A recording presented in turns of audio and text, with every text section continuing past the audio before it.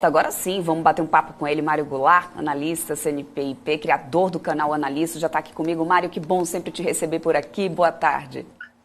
Boa tarde, Débora, tudo bem? Boa tarde, Tudo espectadores, boa ótimo. tarde, pessoal aí nos vendo aí na BMC. É uma tarde, mais um dia interessante aí de mercado, né? Estados Unidos Pois é. não, e o grande. Não, eu acho que eu vou falar primeiro do grande destaque hoje, que são as criptomoedas que deram um desarranjo generalizado hoje no mercado, né? Mas temos aí Um temos acirramento coisas ali interessantes. entre os gigantes de cripto. Aliás, o Gabriel Monteiro daqui a pouco vai trazer Gente, mais que informações sobre isso, mas confusão, né? Fazia que tempo que a gente babado, hein, eu não diria via um isso. dia. Fazia tempo que a gente não via um dia aí, ó, Bitcoin, eu tô olhando aqui É mesmo. na minha colinha aqui do Investing, Bitcoin caindo 12%, Ethereum caindo 17%, né? Que loucura. Daqui a E pouquinho a gente tivemos até aí vai trazer mais. Estados Unidos É, nesse... virando a mão aí, que estava Isso. indo bem, de repente também o mercado piorou um pouco a percepção. Brasil estava indo melhor também, mas Brasil está indo bem hoje, puxado pelo minério, né? Puxado pela Vale, puxado ali pelo. Eu estava até olhando o gráfico aqui do minério de ferro em Dalian, as exportações de minério brasileiras, era o que estava puxando aí o mercado brasileiro, porque o resto não está assim, aquela maravilha toda. Eu estou vendo aqui os bancos caindo aí na expectativa do número do Bradesco, que sai logo mais. Banco do Brasil está no 0 a 0, mas é um diazinho um pouco complicado. Manda lá, como é que Não a gente tá vai falar? fácil mesmo não, né, Mário? Bom, mas vamos lá começar falando de alguns setores. Eu até já trouxe alguns resultados aqui, né? E a gente sabe que ainda tem muita temporada de balanço aí para acontecer. Principalmente esse setor, né, de varejo é uma das grandes aí um dos grandes resultados que deve vir nesses próximos dias. Bom, esse setor de varejo, as grandes varejistas acabaram sendo ali certamente beneficiadas com as especulações em relação aos resultados desse segundo turno, né? A gente tem aqui hoje no varejo, deixa eu até atualizar aqui o pessoal, para quem está acompanhando a gente em casa, vou abrir aqui a tela do varejo, só para poder o pessoal ver no monitor de mercado aqui, ó, maioria em queda, inclusive as grandes varejistas terão resultados, com exceção de Magazine Luiza, que está conseguindo se manter aqui nessa contramão. E aí, eu não sei, Mário Glau, quer que você traga aqui também a sua análise em relação a isso? Você acredita que isso já pode ser ainda uma especulação por causa dessa questão desse resultado político, que a gente sabe que acaba beneficiando, mas mais do que isso, eu queria entender o que é esperado para esse terceiro trimestre do setor de varejo diante dessa renda que a gente tem disponível ainda bastante pressionada, dos desafios relacionados, por exemplo, ao clima. Eu acabei de dar uma notícia aqui do Grupo Soma, falando que tem sido prejudicado aí na venda das coleções de verão por causa dessas mudanças climáticas aí, né, temperaturas historicamente baixas nesse período, e também com uma base de comparação mais normalizada. O que esperar desse setor de varejo? Eu não estou muito otimista, porque nós temos aí ainda a questão da inflação pressionando bastante, né? Nós ainda não absorvemos bem todo o impacto de choque de petróleo da guerra da Rússia lá na Ucrânia, da operação militar especial, e a gente precisa lembrar que o inverno está chegando, né? Para os fãs aí de Game of Thrones tal, e afins, Winter is coming, o negócio está um pouco preocupante por lá, porque você não tem uma definição clara de como vai ser isso, e a grande aposta que todo mundo faz é que o Putin vai justamente usar o preço da energia no inverno na Europa para pressionar por uma solução para a encrenca que ele se meteu por ali, né? Então esse é um fator que eu acho que deve pressionar a inflação. Outro fator que nós estamos começando a ver aí, as sinalizações que o governo mandou de transição não estão nada boas, né? A gente viu aí ontem a Bolsa, não, e uma série de sinalizações aí de economistas, vai lá, com aquela pegada economia da Unicamp, né? Então estou vendo aqui o nome do Haddad, do Nelson Barbosa, uns caras aí que não ajudam muito. E a própria situação fiscal brasileira, o pessoal vendo aí a discussão de como é que vai dar uma pedalada, como é que vai dar uma furada de teto de gasto para manter, ou via PEC, ou via medida provisória, ninguém sabe ainda. Cada vez que eu abro aqui um site de jornal, eu vejo aqui qual vai ser a conversa que eles vão tentar passar para tentar manter o Bolsa Família, o Auxílio Brasil, sei lá como é que chama, o benefício, em R$600 no ano que vem. Só que isso aí vai ser uma mexida em teto de gastos.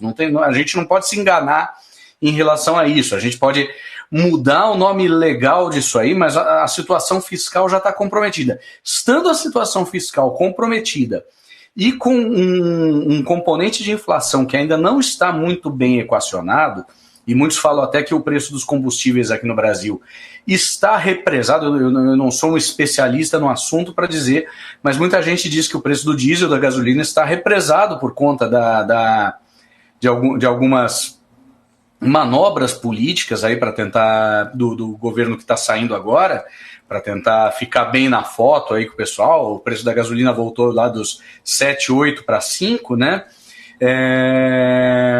Então você tem esses dois elementos que devem pressionar os juros. Você deve pressionar aí o Copom para talvez não baixar os juros tão rápido. Essa história toda comprida aqui que eu contei justamente para dizer, eu ainda não vejo o cenário de juros dentro de como foi visto ali há alguns meses, de que os juros chegaram no topo da sua curva e agora vão começar a baixar. E aí o que acontece? Você tem uma tripla ou quádrupla problema para o varejo. Você tem o primeiro problema é que os juros altos, você desconta os seus dividendos usando o modelo clássico aí, econômico, modelo de Gordon, né, para dar preço de ação, você desconta uma taxa menor, então o preço da ação fica menor. Depois você tem o problema que a maioria das varejistas, a grande maioria dessas varejistas que a gente está olhando aí, é muito alavancada, é muito endividada. Então, elas têm aí com juros mais altos, elas têm um custo financeiro maior de rolagem das suas dívidas. Isso acaba impactando os seus resultados finais.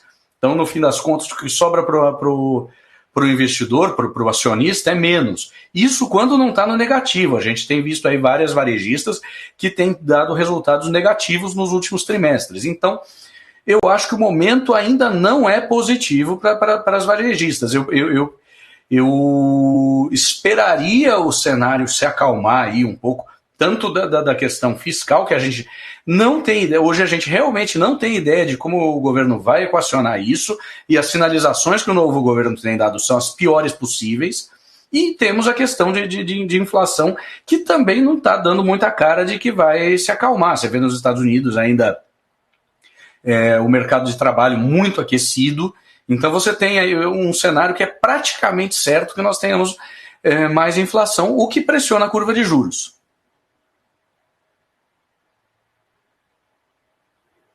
Das estatais, falar um pouquinho sobre a Petrobras, porque eu estou vendo aqui uma recomendação que acaba de sair da UBS-BB, reforçando recomendação de compra para a Petrobras, Petri 4, né, para as PNs, com preço-alvo a R$ 47,00. A estatal passa por um teste de estresse, segundo a UBS-BB, em meio a essa série de incertezas devido à potencial mudança futura na diretoria e também gestão da empresa e nas políticas energéticas do Brasil. Deixa eu só trazer aqui Petrobras para a gente ver o preço que a gente tem, né, da companhia agora. Eles estão dando aqui um call de compra para preço-alvo de R$ 47,00. A gente tem Petri 4 agora subindo 0,15. O papel, nesse momento, está aqui... Deixa eu só ampliar aqui o painel para a gente conseguir ver mais fácil. Petri 4 aqui nesse momento está a R$ 27,19, ou seja, eles estão dando um call até com preço-alvo de R$ 47,00. Tem espaço aí para tudo isso? Teria que vir bastante upside aí e diante desse cenário que a gente tem. Vou até fazer a conta. Né? Quanto que eles estão dando? 40 aí? Preço-alvo de R$ 47,00. Se é que essa nota que está chegando aqui para mim não foi redigida, não teve um erro de digitação. R$20 a mais. 74% de upside no preço da Petrobras. Você concorda com esse upside? Eu não sei, eu acho que eles estão um pouco otimistas demais, né? Obviamente, vai depender muito, de novo, das sinalizações que o governo novo vai dar. As sinalizações até agora não foram das mais positivas. Falou-se aí em colocar na presidência o senador Jean Paul Prates, do PT do Rio Grande do Norte. que é um daqueles caras que já deu a declaração de que precisa reestatizar refinarias que foram privatizadas, que tem que mudar o programa de paridade de preço internacional, que tá... A Petrobras já é uma encrenca per se. Eu não gosto de ter Petrobras na carteira. Petrobras, para mim, é um negócio que você usa para fazer, devido à liquidez de opções, é um negócio que você usa para fazer operações de trava com opções, esse tipo de coisa. Mas eu não gosto de ter Petrobras na carteira. Por quê? Por uma razão muito simples. Existe um antagonismo conceitual entre a função do acionista majoritário versus os acionistas minoritários. O acionista majoritário da Petrobras enxerga a Petrobras como não importa quem seja o governo, tá? O Bolsonaro foi terrível em termos de uso político da Petrobras. A gente viu aí situações dele fazendo... e antes da pandemia, em abril de 2019, eu lembro que ele deu uma declaração ali sobre...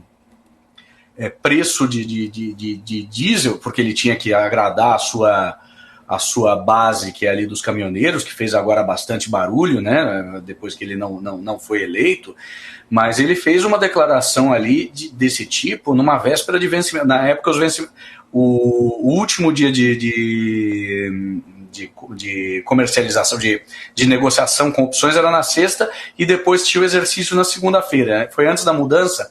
Ele fez uma declaração desse tipo numa quinta-feira à noite, antes do último dia de negociação de uma série lá de opções, que mexeu com o mercado, derrubou 9% a ação. Então você tem esse antagonismo, né? O acionista majoritário é um cara que ele quer fazer uso político da empresa. E tem os acionistas minoritários que estão ali para receber lucro e dividendo. E eles acabam se prejudicando por conta dessas interferências que o governo faz. Isso, pelo histórico do governo do PT, o governo do PT, vamos lembrar, os caras levaram o preço da Petrobras abaixo de R$5, né, com uma série de ingerências, não foi só a corrupção, mas foi a má administração mesmo. Você vê aquele negócio de Pasadena, que eles compraram uma refinaria completamente sucateada, por acho que R$1,3 bilhão, que valia $40, que valia $45 milhões. Umas coisas assim absolutamente fora da realidade. Então o histórico do PT no governo não é nada positivo para a Petrobras. Por mais que a gente tenha aí um cenário que hoje é positivo para o petróleo, por conta aí de guerra na Ucrânia, de aumento de demanda, a própria China voltando, se bem que o pessoal está falando de China voltando de lockdown, eu tenho interlocutores na China que estão em lockdown agora, entraram em lockdown na sexta-feira. Então, alguns rumores que a gente tem ouvido de Covid-0 na China não são tão positivos quanto o mercado está acreditando, mas, obviamente, o mercado chinês em algum momento vai voltar a demandar mais petróleo. Então, o cenário, de um modo geral, é positivo para o petróleo, mas com uma administração que a gente não sabe o que esperar dela e com um histórico que é terrível, eu fico um pouco preocupado assim, de dar esse upside de 74% aí. O Helder está me falando aqui no chat, não sei se ele chegou a ver um relatório por inteiro aqui da UBS, mas ele está me falando aqui que é para dezembro de 2023 esses R$47. Essa informação não chegou até a mim, só chegou falando realmente, né, dessa recomendação de compra preço-alvo de 47, não dando aqui o prazo de UBS para essa recomendação. Não falou se era até dezembro, mas o Helder, que é o nosso telespectador aqui, eu sei que ele gosta bastante de Petro, ele acompanha bem, está dizendo que pode ser até dezembro de 2023. Mesmo assim, com um ano pela frente, você acredita que está bem dentro do cenário ou não? Dá para poder a gente considerar realmente eu acho bem difícil. Tá. Eu estou até olhando aqui na Bloomberg. Tem muitas mudanças ainda pelo caminho, né? Exatamente. Eu vou até pegar aqui na Bloomberg as recomendações de analistas para dar uma olhada nesses valores. Olha aqui. Eu vou compartilhar a tela. Posso compartilhar a tela com vocês? Pode, por favor. Só um minutinho. Eu vou colocar aqui. as recomendações de analistas aqui da Bloomberg para um ano, né? Os preços-alvo para um ano em ordem decrescente. Tem aqui alguém falando na XP em R$47. Tem até um cara aqui no Bradesco falando em R$53 de preço-alvo, um outperform fantástico, mas eu confesso que eu não estou tomado pelo mesmo otimismo aí para a Petrobras, por conta dessa enorme indefinição política.